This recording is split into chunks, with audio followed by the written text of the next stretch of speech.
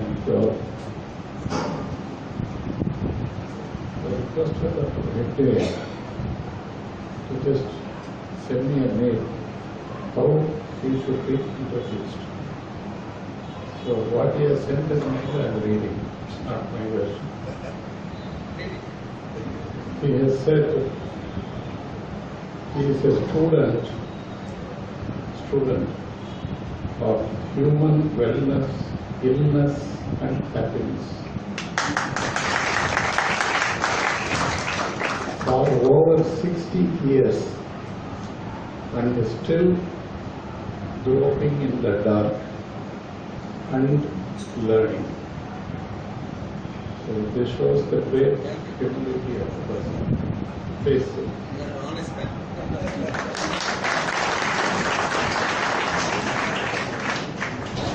நம்ம chief guest honour பண்ண போறோம். சுந்தர Vadivel.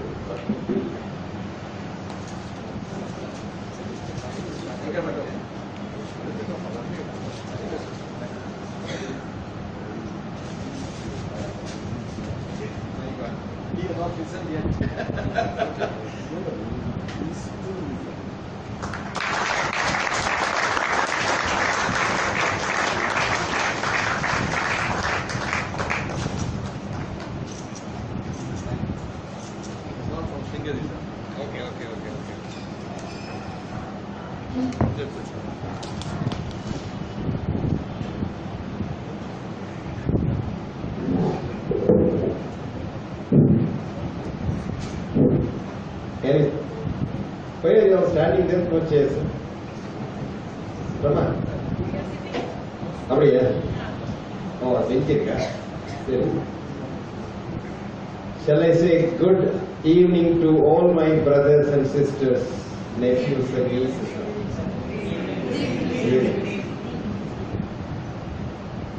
He was talking about happiness. Are you all happy now? Yes. What is happiness, do you know? Change of mind. State of mind. Okay. Where is the mind? Never mind. State of mind. How do you get happiness? Huh? Contentment. I don't know what that means. Huh?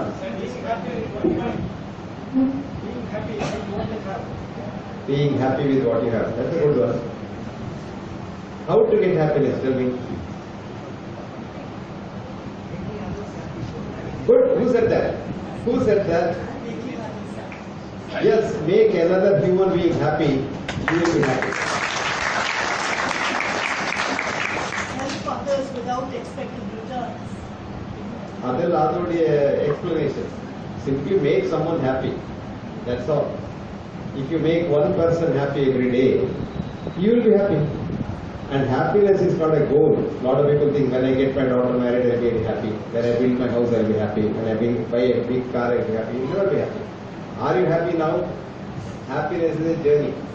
If you are not happy now, you will never be happy in future also.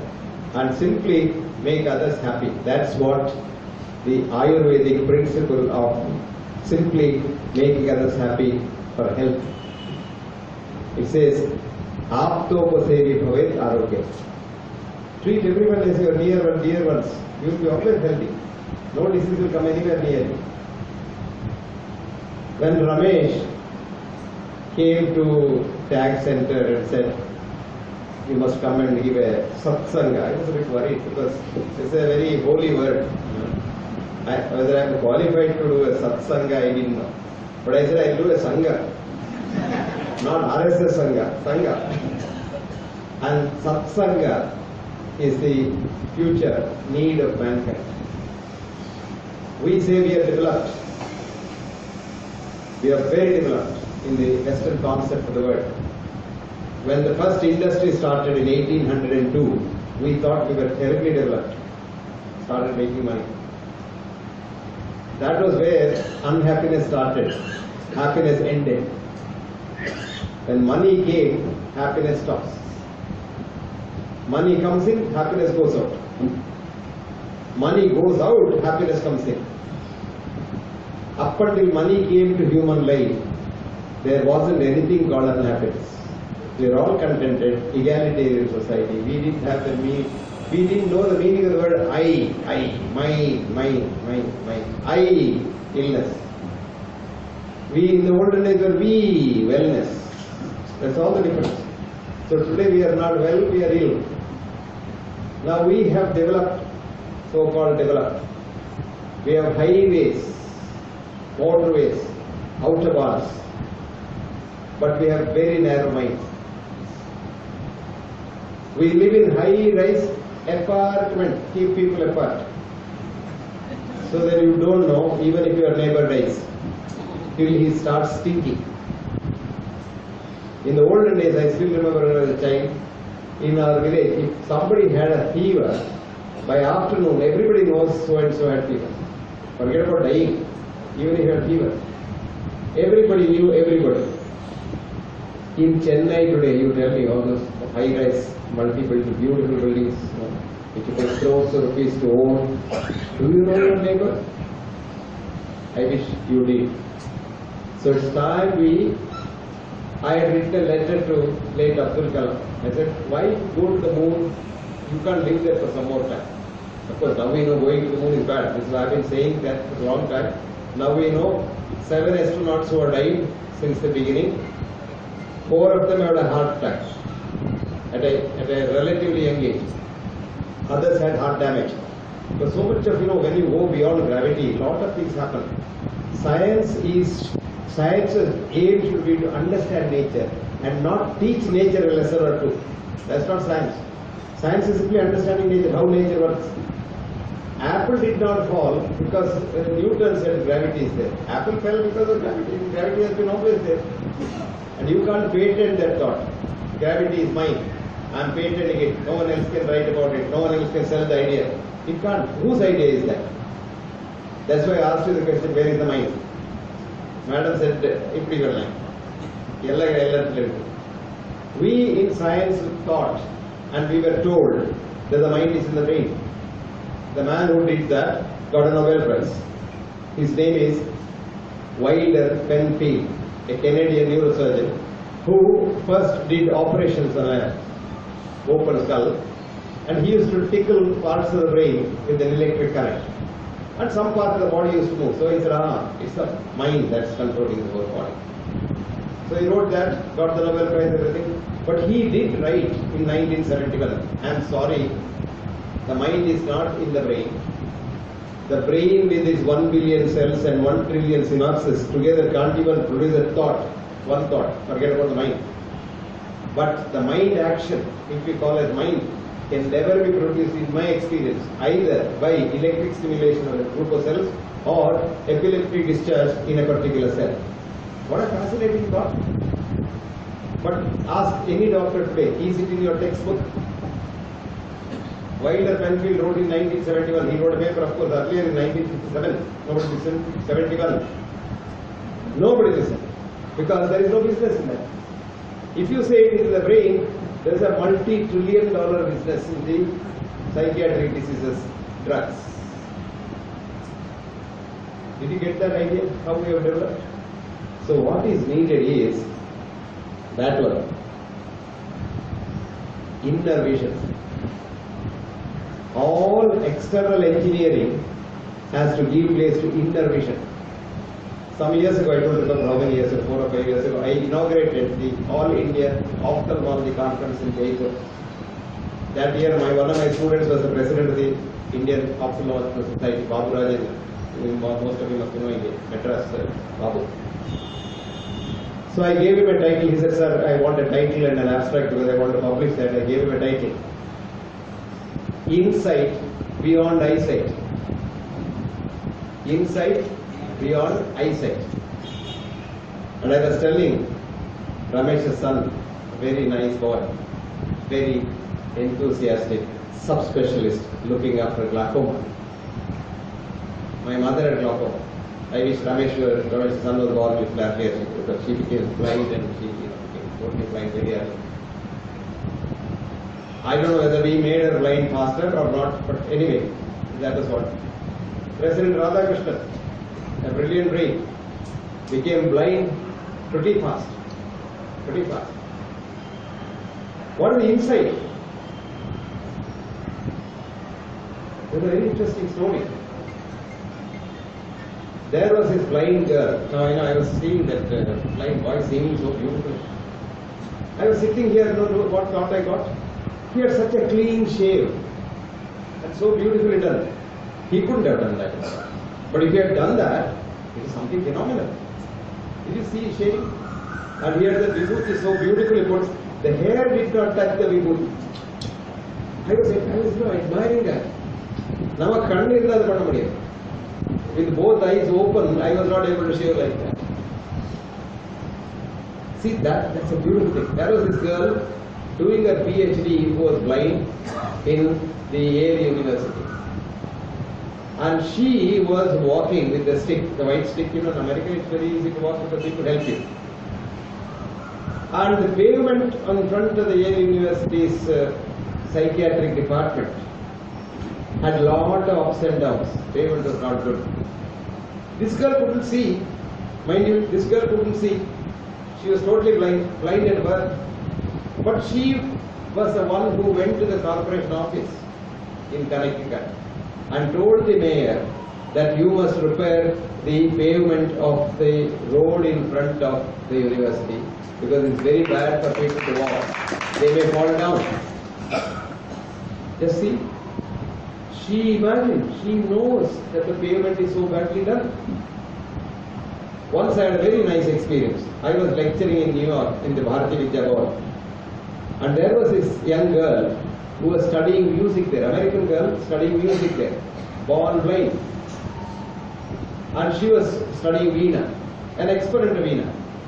Then at the end of it was about 8 o'clock, then the director told me, sir, you are anyway going to Queens. This girl's house is on the way. Can she also come in your taxi? I said, certainly, but I don't know where is her house. Don't worry, sir, she knows. He said, she knows. Mind you, we are in Manhattan. Manhattan to Queens is a very complicated road. And I said, how does this girl know? Anyway, you would be surprised. When we entered Queens and came in a little while, there was no DPS or ABCDS, nothing. This girl said, he told the driver, 2 more red lights and turn right. I said, how on earth do you know the red light? Have you seen red light? No, I have not seen. But I can visualize red light. Can you believe that? And she lives alone. Nobody agreed to marry her. She was a spinster. And what did she do? She cooks herself. Gas oven. I said, how do you know when the gas is off? She said, I know when the gas goes off. I know when the gas goes off. But I have also a cat. In case I forget, the cat comes and touches me first and then says the gas is off. I had a teacher in London, number of years. He was the greatest cardiologist. 40 years he was the editor of the British Heart Journal and he was one of the founder fathers of cardiology. Walter Somerville was his name. He was 84 years old when he was going for an evening walk in London's Regent Park. 2 boys, black boys, hit him for his wristwatch. He didn't have a wallet also, but he had an expensive wristwatch. These drug addicts, they want anything. Even if they get 5 pounds, they are happy. So they punched him so much in the eyes. And he fell down bleeding. Nobody saw. 7 o'clock in the winter can be like 12 o'clock midnight. And nobody was. And some passers-by heard the moaning and they picked him up. Then they see who he was and they took him to the hospital. To cut the long story short, he had a large hematoma sitting as optic chiasma in the brain. He took a long time to recover, etc., etc. But the hematoma had pressed on one of the optic nerves and his one eye was blind when he recovered. But Ramesh and others in Moorfield Eye Hospital told him, you will get sympathetic ophthalmia on the other eye and you may be blind faster. And lo and behold, after 2 years, the other eye also went off. But the man did not resign the editorship. He had what is called talking books. And he learned Braille. His secretary would come to his house, he will sit in his chair and he will dictate. and he will read the latest journals on talking books. To be the editor-in-chief of a very prestigious, world-famous journal called the British Art Journal, you must be up to date. And he was up to date.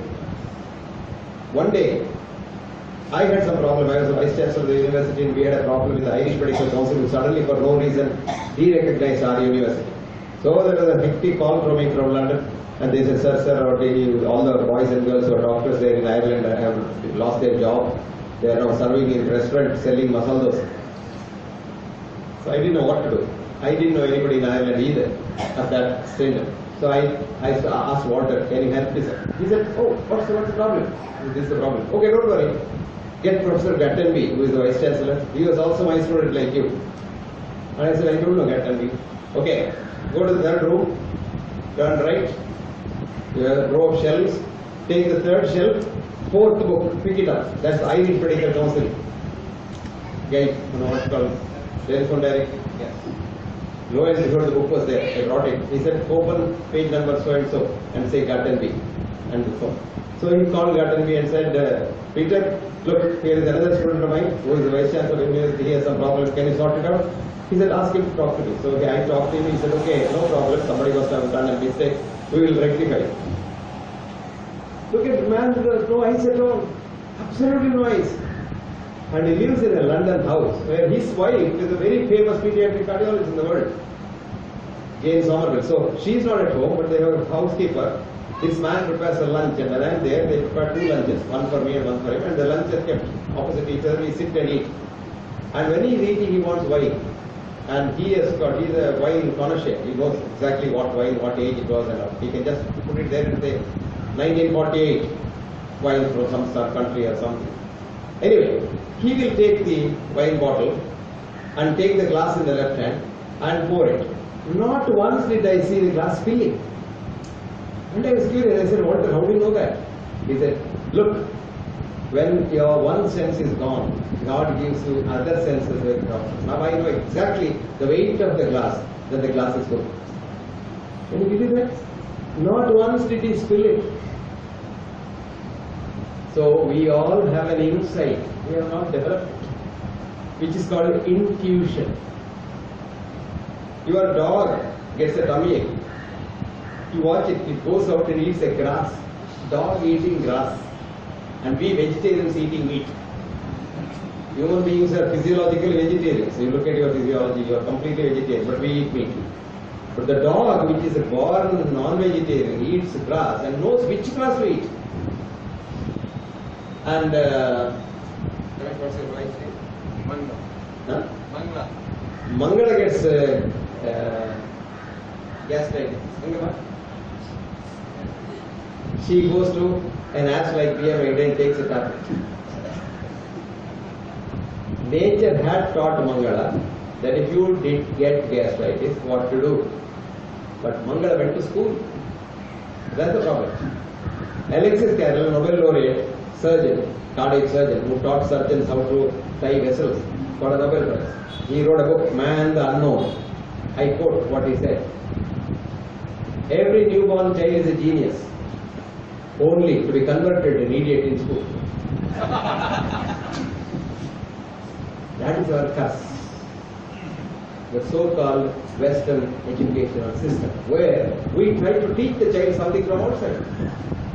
If you know the physiology, the day you are made in your mother's womb, not the day you are born, the day you are made in your mother's womb, you are one cell, one nucleated single cell, called the zygote. And that zygote gets an inspiration at a particular stage, it becomes alive. And that gets all the information in this universe post-orient prior. So much so, no man can teach any man, man includes woman. Pushkala, you don't take male shower and take picture. Mankind is also wrong now. They say you are sexist. Humankind gets all its inspiration from the universe, which is called universal consciousness. Otherwise called universal mind. Gochara. You know, in our concept, Gochara, that is a very fascinating graphic. Gochara means the path that the cows walk. Gochara. or gochara is awareness, consciousness. So the mind gets all that. How do you say that scientifically? What is the evidence?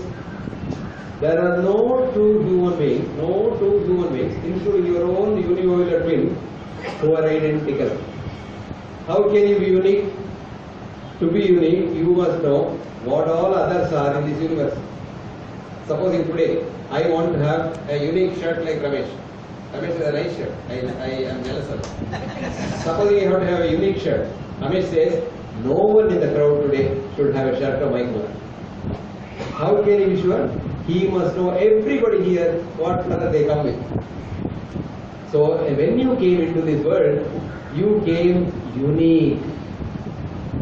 Because your consciousness told you all that you do. That's why they say, no human being can teach another human being what he or she does not already know. Remember that? So what is education? Swami Vivekananda's definition of education. Educe. Educe in Latin means A is out. Educe is deliver. So get the best out of the student is called education. Education is the manifestation of the perfection which is already in man. You are not teaching nothing. I always tell my teachers, you are midwives. They get insulted sometimes. I'm a PhD. Okay, call me a midwife. I said, if you are a good midwife, you are a good teacher. What does the midwife do? She stands by the side of a pregnant mother in pain, coaxing her, cajoling her, empathizing with her, sympathizing with her. But who delivers? Mother. In the class, who delivers? The teachers. I tell them, you don't deliver, make them deliver. Stand by the side of a student in distress, coaxing him, cajoling him, provoking, ultimately provoking him. Prachodaya. Ultimately you ask what? Provoke me. Prachodaya.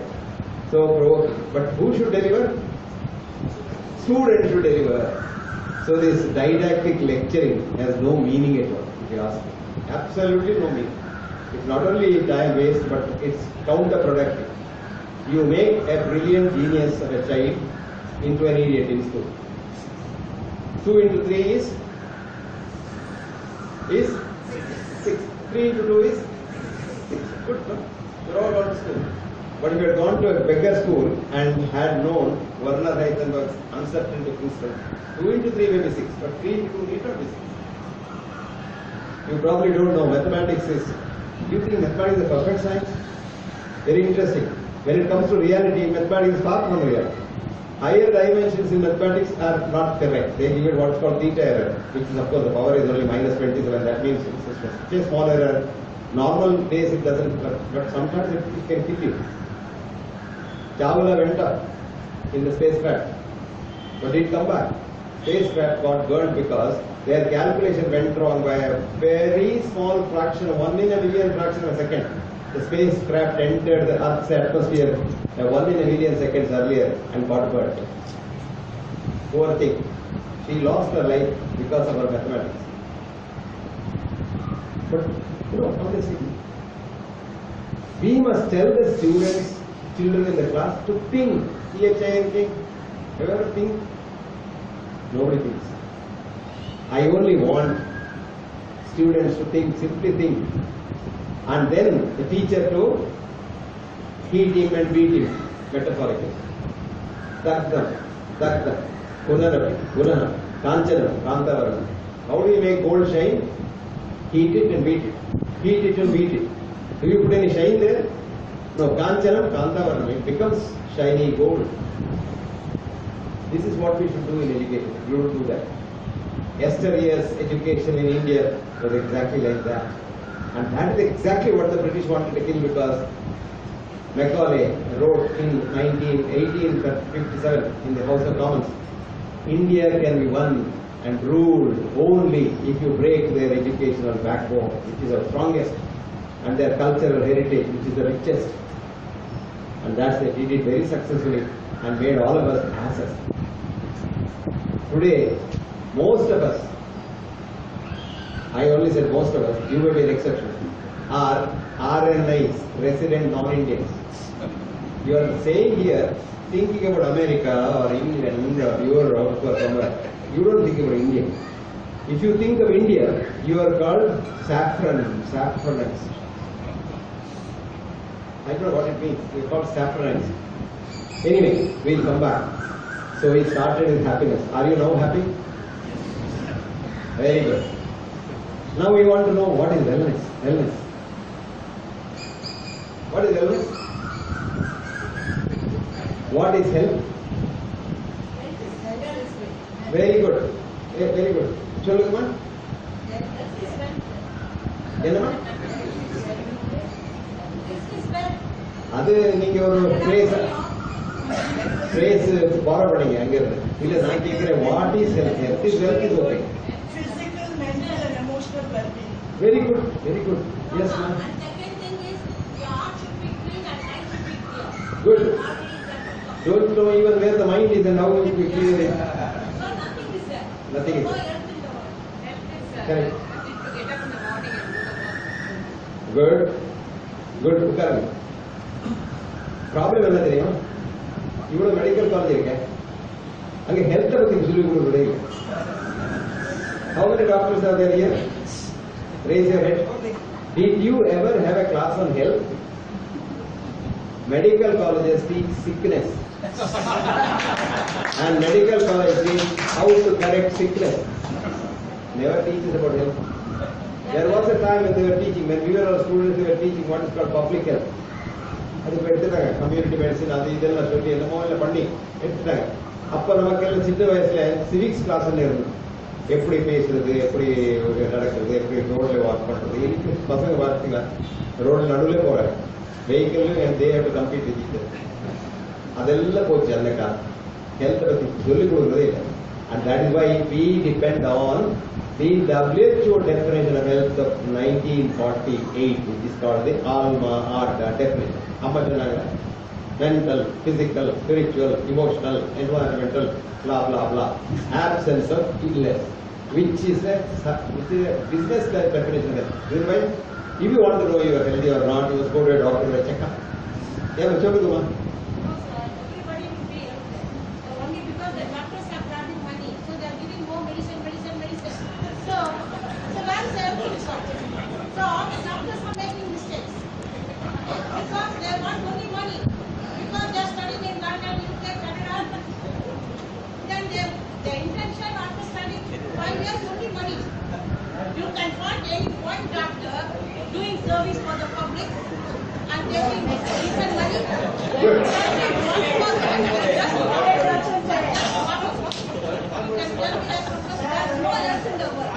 I agree with you. Sit down.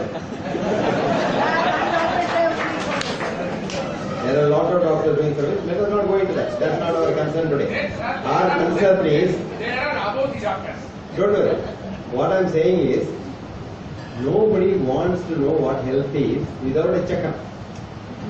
And if you really do a checkup, using all the modern gadgets, which even can check a cell, all of us sitting here now are not healthy because we have at least 50 cancers growing in our body. Each one of you, your child included, not 1, 2, 50. Because what is the cancer? On the day a normal body cell mutates to survive in the body into a rogue cell, that's the cancer. So every day in our body when the environment is bad, cells mutate. But most of them, if not all of them, die inside your body without you became clinical cancer and killing you. So would you like to have a checkup to know how many cancer cells are there in your body now? You will be miserable all your life. So the idea of doing a checkup when you are healthy is the most dangerous concept in science. But for that, you must know when you are healthy. The best definition is in Ayurveda. Shushruta says, Samadhatu Samagnischa Samadoshaha Malakriyaha Prasanna Atma Indriya Manaha Swastaitya Vidya. You get up in the morning, you have had good sleep, you shit well in the morning, you piss well in the morning, you have got good appetite, and you work hard, and you don't hate nobody and have no average greed, jealousy, etc., etc. You are very healthy. And you can find it out by 2 definitions. We have defined health, and now the IOM has accepted it, and the definition of health is enthusiasm to work. Enthusiasm to work. And enthusiasm to be compassionate.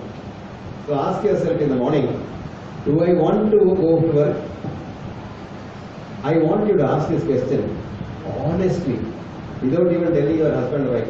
Do you want to go to work in the morning or do you have to go to work in the morning? 99.99% of the people have to go to work to get the salary. That is unhealthy. You must say in the morning, I want to go to work. Somebody said today is Sunday, I don't want to go. No, Sunday also you want to go to work. Because without work you can't survive. Samikshakari says Ayurveda. Samikshakari, work very hard. Have you heard of anybody dying of working? I have not. But I have heard a lot of people dying of laziness. 2 kids were playing earlier. Very poor kids. And one kid asked the other kid, what are you going to be in life? The other kid said, oh, my father, great-grandfather was a lieutenant general in the army. My grandfather was an admiral in the navy. My father was a general in the navy. I'm going to join the army. Then the boy asked, where is your great-great-grandfather? He died in the battlefield. And where is your grandfather? He also died in the sea. And where is your father? He also died. Hey, your grandfather died in sea, your grandfather died in the battle, and you are not afraid to go to battle? The boy said, what are you going to be? Oh, my great-grandfather was a Supreme Court judge. My grandfather was a High Court judge. My father was a very big lawyer and earning a lot of money. I want to be a lawyer. Where did your grandfather die? He died in the hospital bed. And your father, he also died in the hospital bed. And your grandfather, he also died at bed in the hospital. Now, your grandfather died in bed, your great-grandfather died in bed, your father died in bed. Aren't you afraid to go to bed? So the future, nobody knows. I wish we knew. And the future cannot be known because quantum physics says there is no future. Tomorrow is not gone. So okay, say tomorrow it will rain in Chennai. We do that in science. In the television, meteorological department says tomorrow it's going to rain in China. But that will not rain. Because the man who got the Nobel Prize for saying how to record weathers, etc., etc., Edward Lorenz was teaching physics in Berkeley University, very soon realized he was wrong. But in science, nobody admits they are wrong. What will happen, what will happen to us? Science is what scientists do and what they tell you. You believe that. And we are the fools to believe that. Now then he had a hypothesis. When you are wrong, you have a hypothesis. When science is all wrong, then Arthur Stanley Eddington, a Nobel laureate physicist, said, what is science? Fishnet hypothesis. You go to the sea. These ichthyologists are called fish scientists. They go to the sea. They want to study the sea fish. So they net the fishes and bring it to the laboratory and then take vernier calipers and say how long the fish is, how big it is, how high it is. And they came to one hypothesis, and that is all sea fish is bigger than 2 inches. Okay? So it became a hypothesis, it became a law, business, and any fish which is over that is called sea fish. Then after some time, another group said, okay, we'll find out more. They went, and again they got, this time the hole was a little smaller, so 1 inch hole. So they got 1 inch fish also. So science measures, what can be measured? With what you have got. So it's the net size, that. So Marie Curie said, science is measurement, measurement is science. If Marie Curie were here today, I would have asked her one question. Did you love your husband? If she said yes, I would have asked her, have you measured your love? You can't measure your love. Can you measure your love for your mother? Can you measure your love for your parents? Or for your husband or your wife? Do you have a thought? Anybody has a thought? Are you sure? Have you measured it? Unsigned. Thought is unsigned. Love is unsigned. Then came another scientist, a Nobel laureate again. Because unless you become a Nobel laureate, nobody listens to what you say. After you become a Nobel laureate, any rubbish you talk becomes a big thing. His name was John von Neumann, a Hungarian-born American chemist, who said, I quote, science is making models, comma, which are mathematical constructs, comma, which with verbal jargon is supposed to work full stop. It is only what the verbal jargon does, not the formula doesn't do nothing. E is equal to mc squared.